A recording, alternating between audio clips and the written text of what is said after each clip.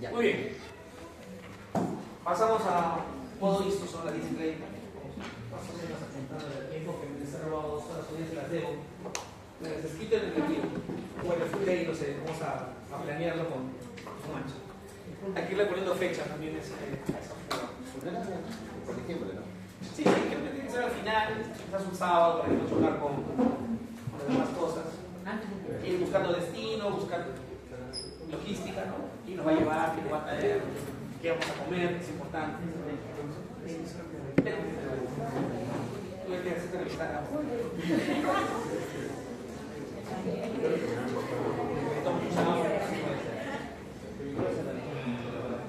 Ya, hoy día vamos a hacer nuestro último tejido conjuntivo especial. Lo hemos dejado para el final porque es el más tranca de todos. Que es el tejido óseo. De hecho, no es tan tranca como aprenderse el nombre de todos los huesos con sus características peculiares, ¿no? Cuando hacen anatomía del sistema óseo es muy complejo a veces, ¿no? Porque al final no se van a acordar nada de eso. Está realizando traumatólogos, porque ni los cirujanos. En cambio, de histología, lamentablemente sí la tienen que acordar, así sean pediatras, traumatólogos, cirujanos. Pero afortunadamente es una sola clase. Así que hablaremos hoy del tejido óseo. Recordarles que la próxima semana es el examen parcial. Bueno, la próxima clase. O sea, el retorno de las Olimpiadas. Y tenemos nuestro primer examen parcial de histología, que es el examen fácil, la verdad. No te preocupes. No sé. A veces hago 40, a veces hago 30. Depende del listado de año. Depende de cómo van las Olimpiadas. Si podemos hacer un bonus track. No lo sé. A veces. A veces para digerir. Si ganamos para iniciar. A veces para dibujar. Todo lo que ha estado en los slides o en las prácticas, todo es posible que pueda entrar en el examen. Así que prepárese para esa fecha tan importante, donde el profe disfruta de ver o verificar qué bonito le aprendí a sus alumnos. ¿Cuándo es el examen para traerte algo para tomar? El día martes. No, perdón, el día martes, no, el día lunes, 20. ¿Vos Olimpiadas? ¿Dónde será? 28. Una semana es el día. El martes 28 a las. No, perdón, el lunes 28 a las 10:30. Hora del branch. Esta va a ser nuestro examen. Muy bien. El práctico de ese. Usualmente es igual. Salimos de una y estamos a otra. El práctico es el día. Usualmente es inmediato al teórico, que es el práctico. Suele ser así. El teórico demora 20 minutos, un minuto con pregunta, 30 minutos máximo, y de ahí viene el práctico. Puede ser de varias formas, puede ser acá en el salón, les ponen imágenes y ustedes escriben. Por ejemplo, es una forma. O les pueden decir, epitelio simple plano y se lo dibuja. Depende. O sea, muy bien. Hablemos entonces del tejido conjuntivo óseo.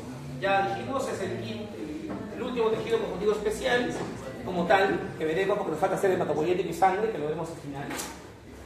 Tiene varias funciones. Las funciones están acá.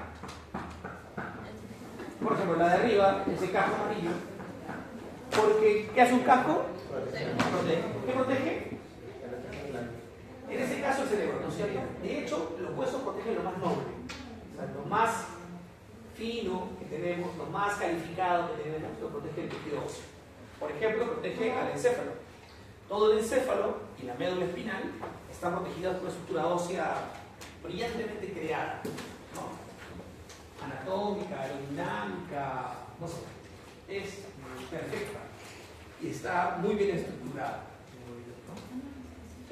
Otra estructura noble es el corazón, que está protegido por un peto de hueso y una estructura de esqueleto óseo, que es los árboles costales, ¿no? Que protegen además a los pulmones, protegen además al hígado. O sea, tórax, donde está pulmones y corazón e hígado, están protegidos por un esqueleto óseo. Está protegiendo. La pelvis protege la vejiga, en el caso del hombre, el recto. La pelvis protege el útero, las trompas, los ovarios, o en el caso de la mujer. también es una estructura ósea, sólida, ¿no? Entonces, los órganos mononucleares están protegidos por tejido óseo. Pero ¿para qué más nos sirve? ¿Eso de acá qué es? Estructural. Es la estructura de un edificio, ¿no es cierto? El tejido óseo nos da estructura. De hecho, somos humanoides porque el hueso lo define de esa forma: cabeza, tronco y extremidades, ¿no? Como lo hemos visto desde el colegio. Y es así porque los huesos definen esa estructura. ¿Qué es esto? Almacenamiento. Sí, pues en el hueso se almacenan cosas, se conservan cosas. ¿Qué cosas? Principalmente calcio. O sea, el hueso es nuestra reserva, su almacén más importante de calcio. Y finalmente, el otro dibujo que está ahí abajo es porque el hueso alberga, ¿no?, en su interior al tejido que da origen a las células de la sangre, ¿no? Se llama tejido hematopoyético, que es otro tejido conjuntivo especializado, como veremos para algunos autores, ¿no? Hematopoyético. ¿Qué tipos de hueso hay? ¿Cuáles son las variedades del hueso? Y son varios tipos de hueso. De hecho, el hueso puede ser un hueso inmaduro. El hueso inmaduro lo encontramos, por ejemplo, en los fenómenos de osificación de un feto, un hueso que no ha madurado. Pero también encontramos hueso inmaduro cuando rompemos un hueso y el hueso empieza a recuperarse, ¿no? Cuando se recupera uno de una fractura ósea. Ese hueso también histológicamente es un hueso inmaduro. Luego tenemos ese hueso inmaduro, su hueso también es de tipo no laminar. Ahora, el hueso del adulto, el hueso ya estructurado, es un hueso esponjoso o un hueso compacto u osteonal. Son los dos tipos de hueso. Aquí, por ejemplo, tenemos un corte de un hueso X. Y acá se ven los dos tipos de hueso del adulto, o sea, estos dos finales, ¿no? Este hueso que rodea, que forma la pared, ¿no?, es un hueso compacto u osteonal. Y en el centro tenemos un hueso que es como una maraña, como un enramado, que es el hueso trabecular, ¿no?, o esponjoso. En este tejido hay células, como en todos los tejidos. Son realmente 4 tipos celulares que vamos a encontrar en el tejido óseo. La primera es la célula osteoprogenitora. La célula osteoprogenitora es una célula que proviene de ese mesénquima embrionario y que se reserva en ciertas regiones del hueso por si es necesario que ella haga mitosis y genere a la siguiente célula, que es el osteoblasto.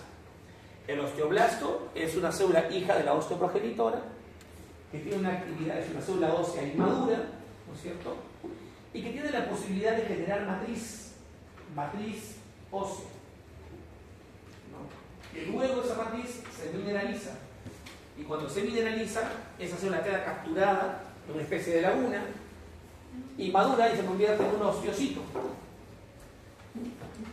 El osteocito es la célula que se encarga de mantener esa matriz activa, dinámica. Hasta aquí la ruta de la osteoprogenitora, es decir, la osteoprogenitora viene al osteoblasto, del osteoblasto viene al osteocito y ahí queda. Pero hay una cuarta célula que proviene de otra línea, que es del sistema mononuclear fagocítico, es otra línea de evolución de las células primitivas. Esa célula se llama osteoclasto.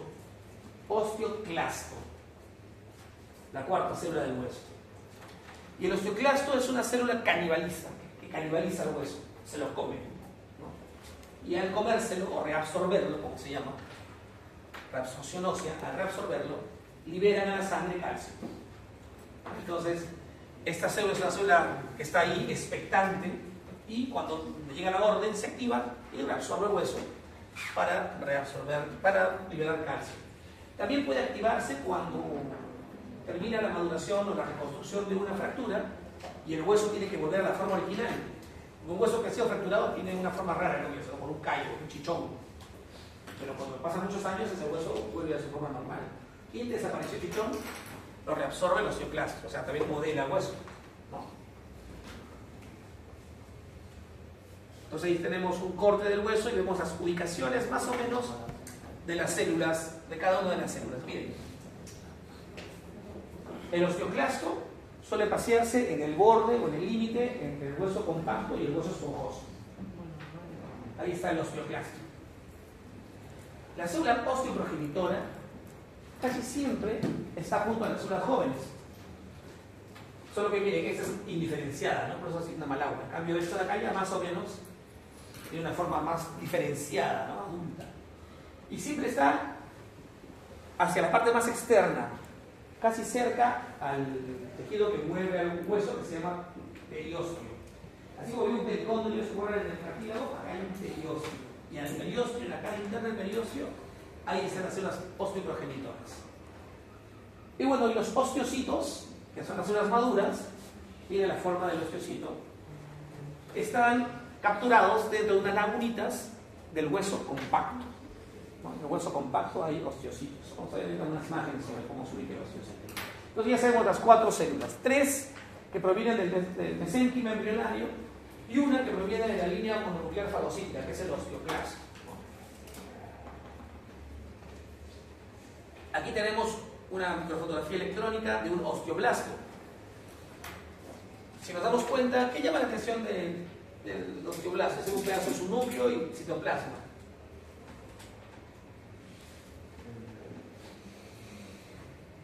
¿Les llamaron la atención o nada? Los huecos. ¿Ah? Los huecos. Huecos. ¿Estos? Sí.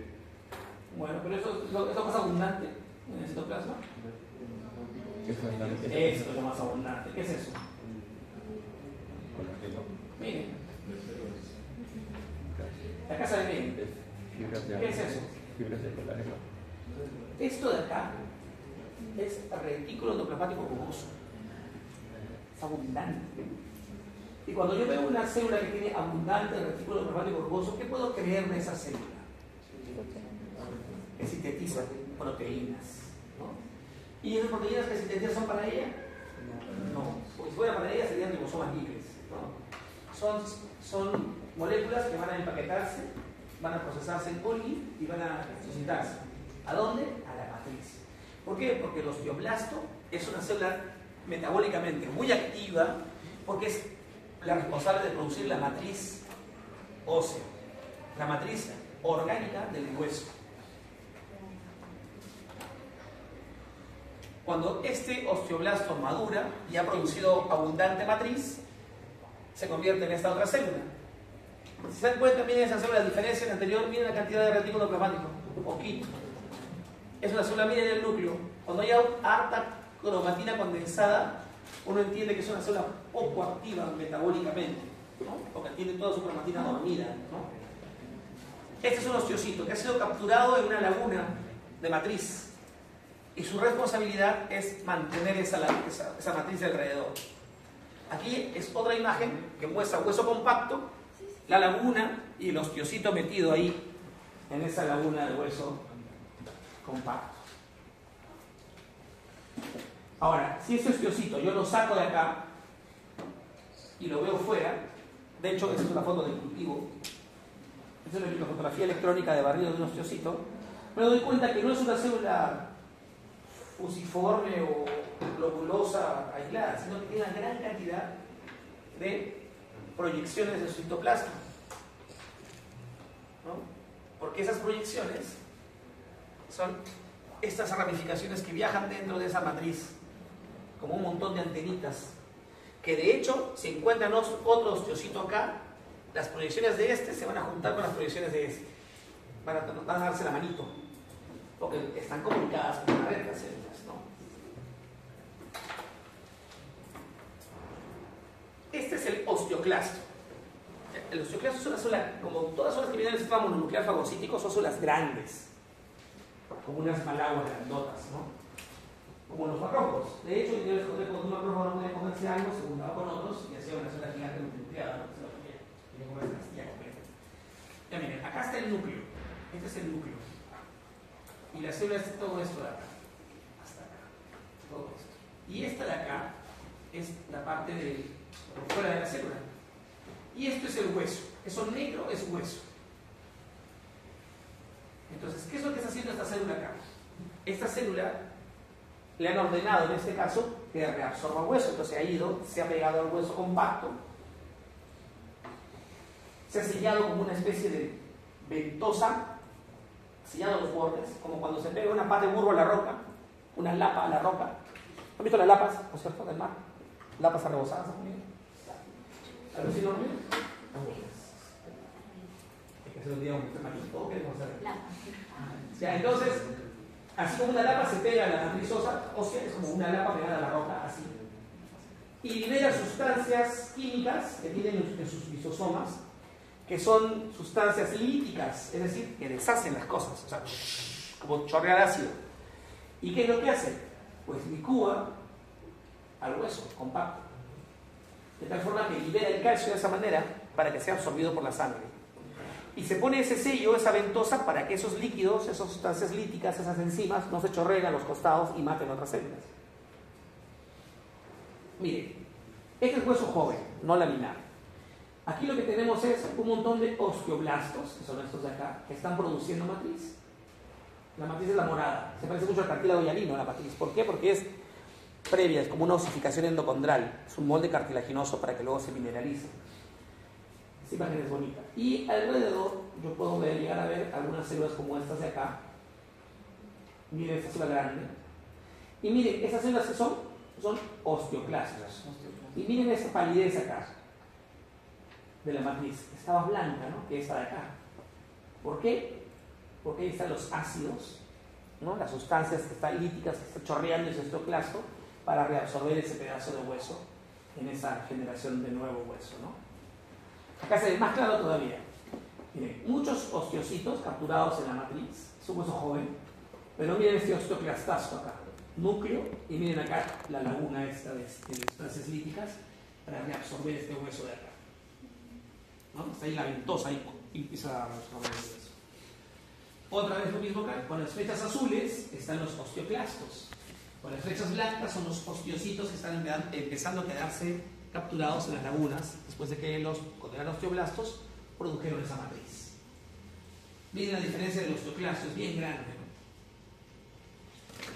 ¿no? Y acá tenemos nosotros un esquema en el que yo veo un hueso compacto de verde y un osteoclasto que se ha sellado en los bordes. Obviamente acá se ve en 2D, pero acuérdense que ese sello es en todo el borde, como si fuera una lapa pegada a la roca, igualito.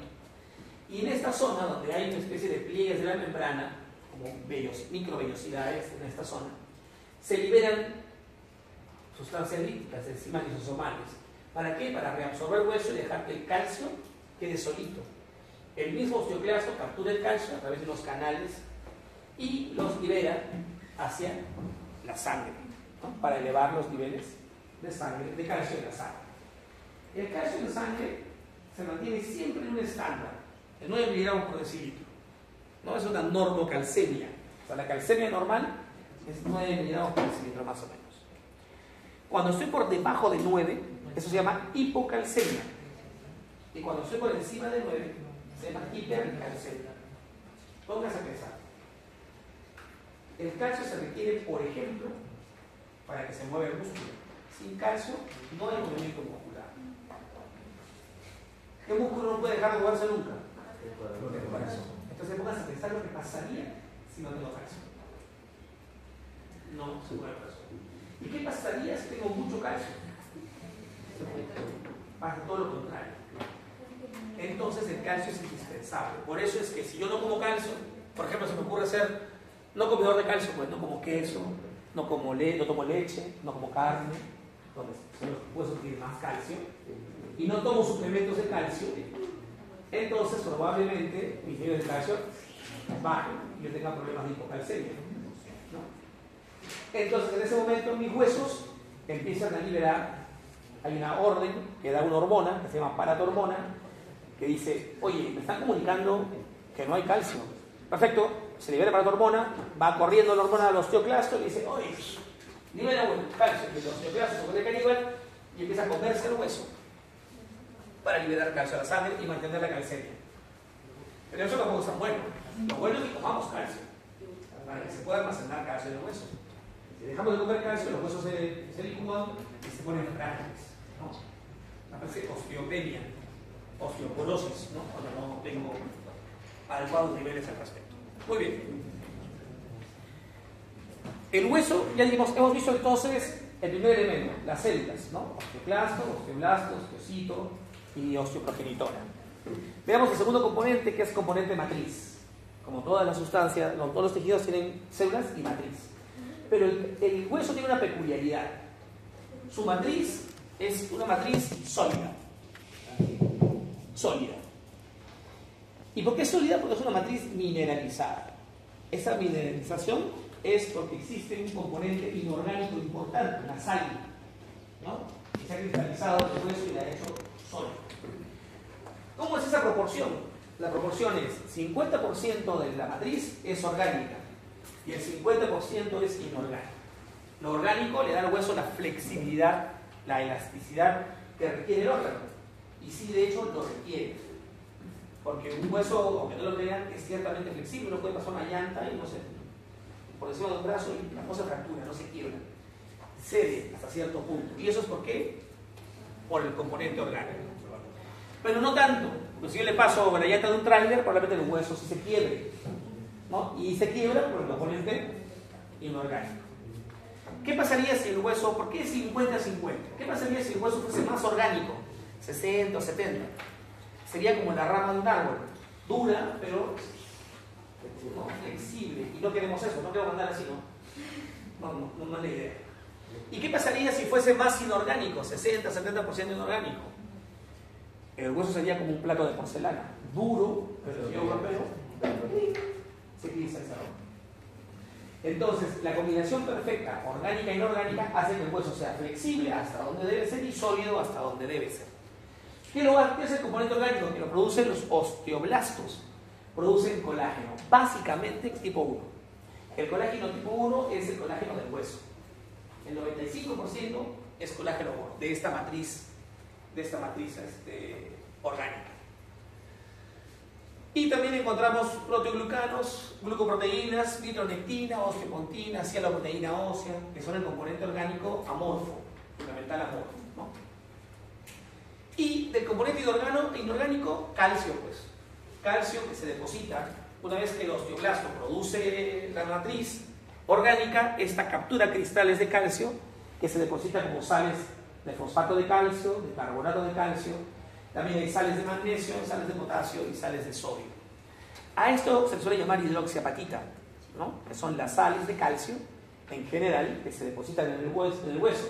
Pero sabemos nosotros que son fosfato de calcio, carbonato de calcio, sales de magnesio, de potasio y de sodio.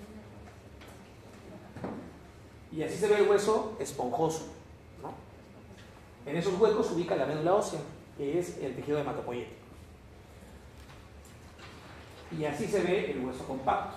O sea, esto de acá es hueso trabecular o esponjoso y esta parte es el hueso compacto. Y ahora sí vamos a complicarnos la vida con el hueso compacto.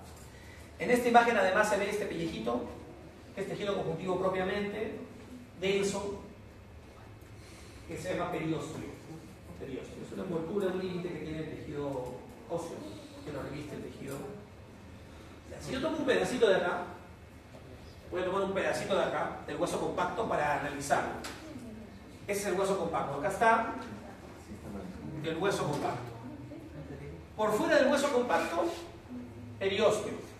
Pero en este caso, además, por dentro, forrando las trabéculas, también hay tejido conjuntivo muy finito, delgadito, laxo.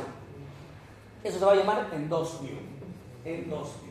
Entonces tengo periósteo y tengo por dentro endostio. Y luego tengo hueso compacto. El hueso compacto es un hueso que ha organizado la matriz en láminas. O sea, la matriz del hueso compacto son láminas, ¿no? Una lámina es así como una hoja bombo, una lámina. Y las láminas se organizan de 3 formas en el hueso compacto. 3 formas de organizar las láminas. Las primeras se llaman laminillas circunferenciales. La primera forma de organizar las láminas son laminillas circunferenciales. Y las laminillas circunferenciales son externas e internas. Y son estas. Estas de acá, que dan la vuelta a todo el círculo del hueso, son laminillas circunferenciales internas. Y estas de acá afuera, que dan la vuelta a todo el hueso por fuera, son laminillas circunferenciales externas. Entonces, el primer sistema de laminillas circunferenciales internas y externas. Segundo, son estas, que se llaman sistemas de Habermas. ¿Qué es un sistema de Habermas? Pues es una forma de matriz laminar circunferencial donde los círculos son acomodados de manera concéntrica, uno sobre el otro y sobre el otro y sobre el otro. Es una lámina, otra lámina, otra lámina, otra lámina, de manera concéntrica, rodeando un conducto. Ese conducto también se llama conducto de Habermas. El conducto de Habermas es un conducto que sigue el eje más largo del hueso, el eje longitudinal del hueso, y en cuyo interior uno puede encontrar arterias o venas, ¿no? En el conducto de Habermas, que es el centro de un sistema de Habermas. Entonces ya tengo laminillas circunferenciales internas y externas y sistemas de Habermas. Pero yo le dije que eran tres, falta uno. El tercero es este. Aquí, por ejemplo, aquí, más arribita, es entre Habermas y Habermas. Yo tengo dos círculos, siempre hay espacios. Es imposible que dos círculos calcen sin dejar cavidades, ¿no? Esas cavidades son intersticios. Se llaman sistemas intersticiales. Entonces tengo sistemas circunferenciales, laminillas internas y externas, sistemas de Habermas y sistemas intersticiales. Así se organiza el hueso compacto. La matriz del hueso compacto se organiza en láminas. Las láminas pueden ser sistemas circunferenciales internos y externos, sistemas de Habermas y sistemas intersticiales. El sistema de Habermas tiene unos conductos al centro que se llaman conductos de Habermas. Pero además, los conductos de Habermas se comunican entre ellos, que son estos. Miren, son conductos perpendiculares al eje del hueso, que comunican un conducto de Habermas con otro conducto de Habermas, y se llaman sistemas de, conductos de Wolfman. Conductos de Wolfman. Listo. Eso es todo. Ahí yo tengo una imagen de hueso compacto en el que estoy viendo mis osteocitos ubicados en las láminas y veo en sus lagunas y veo además cómo tienen canalículos entre las células que permiten que se unan esas proyecciones. ¿Se acuerdan que tienen al osteocito que tenían una arañita y se toman de la manito?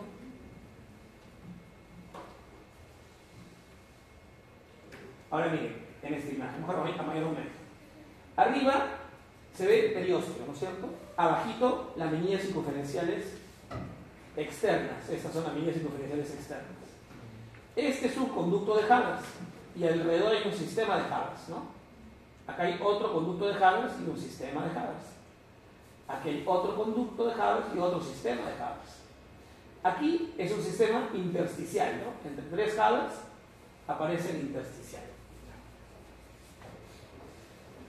Ahora, cuando la línea que separa un sistema de Habermas de otro sistema, ya sea de otro Habermas o de un intersticial o de un circunferencial, esa línea se llama línea de cemento. La línea de cemento es la frontera entre un sistema y otro, ¿no?